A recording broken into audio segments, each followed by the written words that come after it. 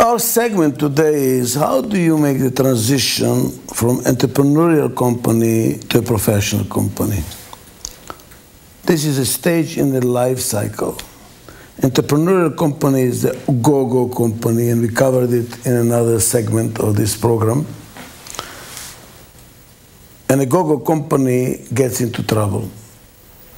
And that's usually what provokes a request for transitioning to a professional company. Up to that point, it's very difficult to make the transition because the leader of a go-go company is considered to be a genius. He made his company grow tremendously every year. People are scared of what he's doing, but you don't argue with results. The company is growing 35, 50, 100% a year. So he's a genius. How can we argue with him? And the board of directors is enchanted with this extroverted, creative person, and they don't fight with him until the company gets into trouble. And then all at once, from being a genius, it turns out to be a madman. It turns out to be an unguided missile. Somebody we need to control and we don't know how to control, and is uncontrollable. And it overnight turns from an asset to becoming a liability. And at that stage, there is a very interesting phenomenon. This is the stage of moving to adolescence. This is the adolescent stage of the life cycle. So, from entrepreneurial management to professional management, this is a transition. This is also in political science, it's called from absolute monarchy to constitutional monarchy. And sometimes the transition is not to constitutional monarchy, it is to republic. What does it mean? They chop the king's head off, and now they abolish monarchy. This is a fight. This is when the system gets separated from its founders. When it's not true anymore, l'état, c'est moi. It's not true that the king says, the state is me. Me and the state is one of the things. In the go-go stage of the life cycle, I'm the founder and the company is me. I and the company is one and the same. That's why in the go-go company, one of the problems is that if they go public, the founder ignores the fact it's a public company. Some kind of psychologically still believes it is his company. And all these investors are, well, we have to satisfy them, but really they're not relevant. What's relevant is what I want. He treats the company like his own. That's why he can get into trouble of abusing his power for his own benefit because he still believes it's his own company. He started this company, he built this company, and when the stockholders sue him, he doesn't know what happened. He just gets totally flabbergasted. Something is wrong here. He doesn't realize that l'état, ce n'est pas moi. The state is not me. That transition, when the separation occurs, is like a separation in a family. When the children are teenagers, they're not called children anymore, they're called monsters. Why? Because they're getting separated. There is a division going on here. They're starting their own life. They're starting to be independent. And that's why this is another disruptive point here. Very difficult. This is the birth, and this is the second birth, when the company is getting separated from its founders or the family. And if the company cannot make the transition, they fall into what's called the founder's trap or the family trap. And on average, the tradition says it takes about 3 generations for the company to go under in a family trap. And why there is a trap? Because the family has not made the transition from ownership to management. They're still going management by ownership rather than by talent or capabilities. That separation is what made capitalism successful, the separation of management from ownership through the stock market. And as long as we don't make that separation, the company can fall into a trap, which means when the founder or the family dies, the company dies. Here it gets institutionalized, it's professionalized, and it's not dependent on any single individual for its success. Well, this transition is a very complicated one. Very complicated one. It has several difficulties. Let's see what the difficulties are. First of all, there is a change in leadership needed here. From here to here, the leader that you need is a creative, entrepreneurial, task-oriented doer. It's a fire brigade and an arsonist in one same person. He starts the fires and extinguishes them. Next fire extinguishes them. He's building a company. Very entrepreneurial, very task-oriented, doer, relatively big ego, needs a big ego to build a company, to dedicate your energy to build a company. Here the transition is now to somebody who is not now looking outside, but who is going to be looking inside. Somebody says, wow, hold a second. We need law and order. We need some organization here. We need some systems here. We need now to pay attention to our cost structure. We are rushing like crazy over the hill. We need, and now the energy turns inwards because the company has outpaced itself. There is a change in the leadership requirements. And if the leader who started the company, who is a leader in GoGo, cannot make the transition, usually he has to be squeezed out, fired, and a new executive be brought in. And if he does stay, which is always what we do in companies, we want the entrepreneur to stay. We don't want to lose the energy that is pumping blood into the system. It's very dangerous to get rid of the entrepreneur. The idea is how to move the entrepreneur to a CEO role, chairman CEO, and move the administrative type who is organized into president, COO role, and how they work together. This pointing the direction, and this is taking care of the inside, so it works efficiently, and there is some cost orientation and some detail orientation, so we do not fall by the wayside because of not paying attention to the details. So there is a leadership change here. Not everybody likes to change positions. Founders usually like to hold on to. And you know what happens? I've seen extreme cases, pathological cases, where the founder, because he cannot control the company anymore, he starts killing the company. He starts destroying the company. He has all kinds of wonderful reasons why he's doing that, which are very, high level. But when you really look at the details, what he's doing is destroying the company. I've seen it in my professional work with some prime ministers, and this is the case of Milosevic, about which I wrote. And I met the person, and I was invited to help Yugoslavia not to fall apart in '91, and I realized here is another person who would rather destroy the country if he cannot control it. So this is a dangerous stage. How do we make this transition? How do we make the transition? So the first challenge here is changing leadership style. Not getting rid, but changing the engines, What else do you have to change? You have to change the goals.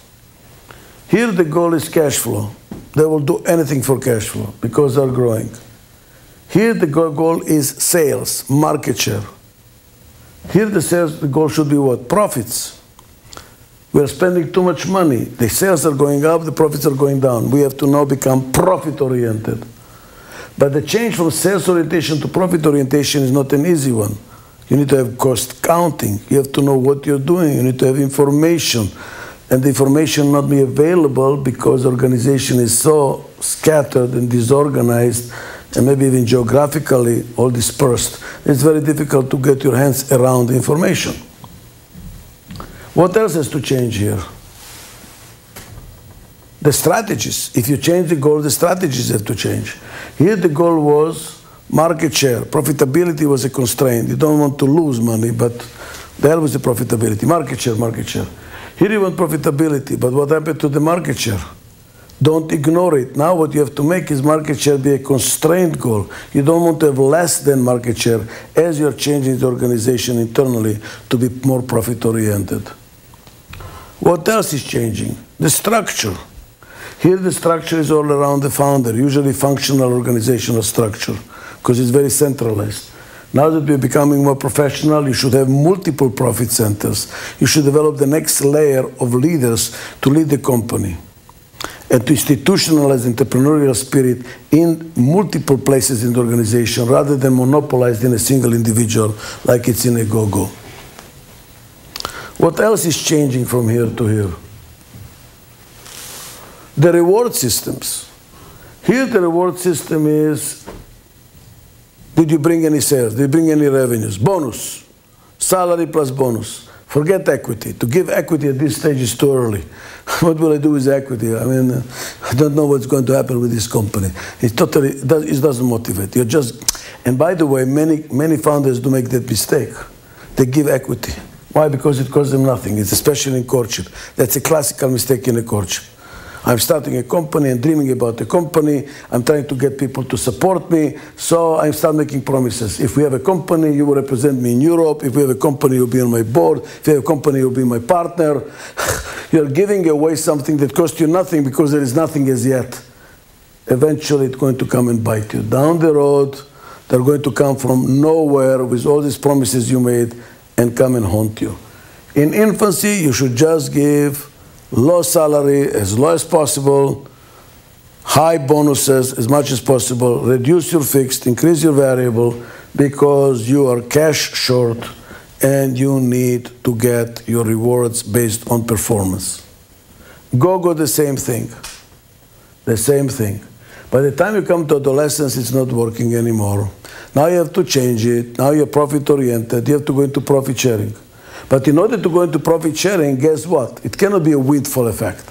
To go into profit sharing, you have to have the right measurable goals, organizational structure, measurement of profitability, know what to cut. Now that the people should feel that they are impacting the profits, so when they share in the profits, that's a result of their work, rather than somehow manna from the sky comes a profit sharing to which they did not contribute anything. Then you're throwing your money away without getting the benefits out of it. And the next stage, you're going to give equity. See, by now the company is still established and systematized and it's prime. Now it's time to give equity in small portions out. Then it's motivating. Anything earlier than that, you're just giving it away for nothing. You get nothing in return. What else has to change between go-go and adolescence? I already said, strategy, goals, leadership, structure, rewards. What else has to change in that stage? You might have to change your mission, you see? The mission here was all external. Now you have to have an internal mission, to have the best managed company money can buy, so that you solidify the layer on which you are, so now you can go from here to the next layer. Usually it happens around $150 million, between 40 to 150, depending on the industry. That's when the truck starts shaking and it's time to do something about it because it's too big for its capabilities. The transition from go-go to adolescence is a very complicated one. What is really changing here, if you want to know the basics of it, is from here to here, function is more important than the form. Here, form takes place. Now you have a fight, quote unquote, between form and function. That's why what could happen is a divorce. The partners split. They cannot work together. The inside person and the outside person are not even talking to each other. This guy says, I built the company, now you are stopping me, you are accusing me, so there was a mistake. Now you don't, I made you a millionaire, and what am I getting in return? That you are scorning me or going and complaining to the board about me. You built an alliance with the board against me. There is a lot of inside fighting in the transition from go-go to adolescence, which can lead into a divorce. And what that stage is and what is a fight we'll cover in another segment. But maybe I will cover some of it right now because I think we still have time. Because the inside person wants to control and cut costs and organize and systematize, he has to say a lot of no, no, no, no, no, no. That makes it difficult. Why? Because the company was used to say yes, yes, yes, yes to everything. It was relatively promiscuous. Now when they bring a professional manager to really run the place professionally, he starts making budgets, he has to develop discipline, and the people don't like it. They remember the guerrilla times when everything was possible, you know, and they were really kind of having free and they were flexible. Now we need some boundaries. Now starts the fight, and the professional manager feels that he's not getting the recognition, and the old-timers are undermining him and fighting him and making it difficult for him. So you know what he tries to do? Bring outsiders which are aligned with him as professional managers. And now you have a we-they syndrome in the company. Now there starts a fight between the old-timers and the new-timers. The energy in that company turns inwards. In an adolescent company, there is a lot of internal fighting. There is a lot of internal politics. And also the professional manager was invited by the founder, by the leader, to come and manage the company, feels now that that person is not valuing him, not giving him the credit, not giving him the authority to manage anything. And those old-timers, anytime the professional manager tries to establish some discipline and to say what not to do, they go and complain to the founder and say, you see, he's a bureaucrat. All he knows is how to turn the lights at the end of the day. He's only saving costs. He doesn't know how to increase revenues.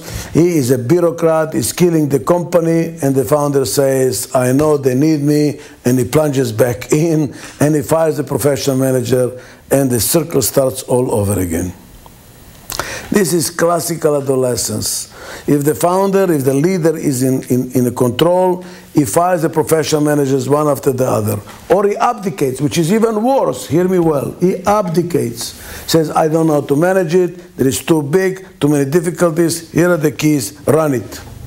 But the other guy runs it totally different from the founder. So the founder feels that somebody hijacked his company. Now it's not his company anymore. They took it away, they're changing it, it is totally different, they're firing his old people that built the company together with him, bringing all kinds of MBA bureaucrats. He gets disgusted, he feels betrayed. If he has control of the company, comes back, he fires the professional manager. Next guy learns the lesson and he says, Oppa, I better work with the founder. I better go after sales. What he really wants is contracts. He doesn't work on the budgets, he doesn't work on the controls, he doesn't work on the discipline, and what happens? He's not doing the job. Fire him. The adolescent stage is the most difficult stage in the life cycle of the organization. This transition is extremely difficult. I've known companies that have been stuck in that stage for 40 years. They go in and out. What does it mean in and out? The leader of the go-go company brings the professional manager. He's squeezed out. Then he comes back in, sends the professional manager back home. And they go back and forth, back and forth. The founder is long time gone. Nevertheless, the leader of the go-go company still behaves as if he's a founder. Same culture. And the fight between the entrepreneurial leadership and the professional leadership is a continuous one, and they get stuck for many, many years. There's another thing going on in the adolescent organization. It's called the love-hate relationship. The company loves the leader because he's so entrepreneurial, he or she, and brings all the clients and have the contacts and have the market and the knowledge. They are really to be loved, to be appreciated, to be respected. But at the same time, they're the source of all the difficulties of the company. Why? Because they're changing their mind, they're bringing more crises and more deals that the company can handle, they're changing direction, they're expecting too much. And the company says, oh my God, it is the most extreme case. It's called the seagull syndrome. If you have a boat, you probably don't like seagulls. Why? Because they come and crap on your boat. The same thing with a founder that is arrogant and feels he's above it all.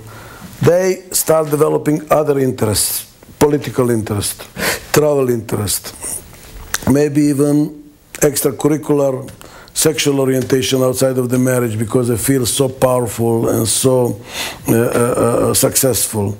They disappear from the company in a sense. And then they reappear. And when they reappear, all hell breaks loose. You're not doing what I want you to do. This is the problem, this is the problem, this is the problem, that's the problem. Everybody is jumping. Then they disappear again. Now, if they do what he wanted them to do, when he reappears, he's upset because they did not do what he wanted him to do. He already changed his mind. It's not enough what he wanted to do. If they don't do it, why they didn't do it? So basically, people feel, oh my God, here he comes. When is he going to go away? But at the same time, we need him because he has all the connections, he has all the market, he has the vision, all his, charisma. So we want him, but we don't want him, which is something that happens in a marriage, in a family as well. When teenagers are teenagers, You have a love-hate relationship too. You want them to be independent, you want them to be grown up, but at the same time you're scared that really can they leave, so you try to control them.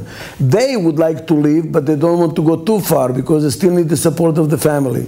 So there is always this tug of war between the family that wants control and the teenager who wants independence. And that struggle is exactly what happens here between the founders or the leader of the company and the company, the same struggle of separation. There is another problem that can be pathological. Look at teenagers. They want the authority of a grown-up with the responsibility of a child.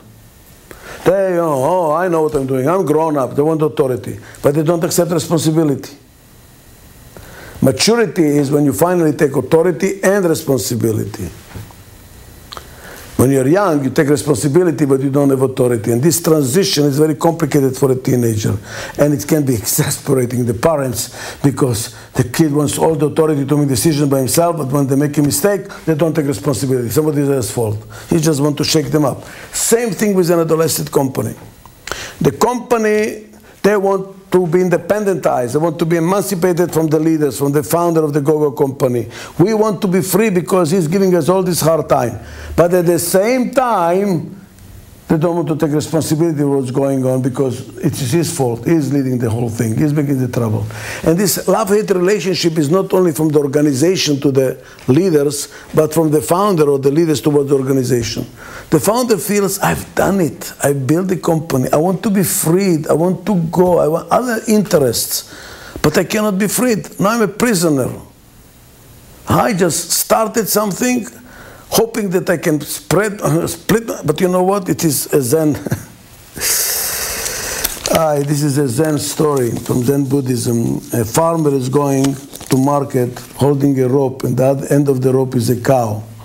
So they asked him, why are you letting the cow control you? He says, cow is not controlling me, I'm controlling the cow. He says, if the cow is not controlling you, why don't you let go of the rope? Oh, no. So what the story is, whatever you try to control, controls you. Whatever you try to control, controls you. So you build a company that you want to control, and now what happens? You cannot be freed, because you have to control it. Now you become a prisoner of your own creation. And they hate it. So I want to go. I've done it. I want to be freed. I cannot. When I go, they say, we need you. When I come, they say, I'm interfering. What should I do? How do I get freed? These are the diseases of adolescence. And it becomes pathological when there is a split. When the founder is kicked by the board of directors, like it happened in Apple Computers, in many other companies, the board says, we cannot handle it. It's too much of a liability. He was an asset, now he's a liability. We need professional management, and we need to stop this internal fighting. Goodbye. When that happens, the organization becomes prematurely aging. They lose entrepreneurial spirit. They lose the engine that makes the company grow. They become profitable, but it's not the exciting thing it used to be. It's not going anywhere anymore, and the organization eventually will maybe even die if it loses entrepreneurial spirit. The trick is how to keep both sides working together, the entrepreneurial and the administrative side working together. And that is a stage where they're going to start fighting. So we have to predict it, and we have to handle it proactively so that it doesn't produce the negative effects that it very often does. Thank you very much.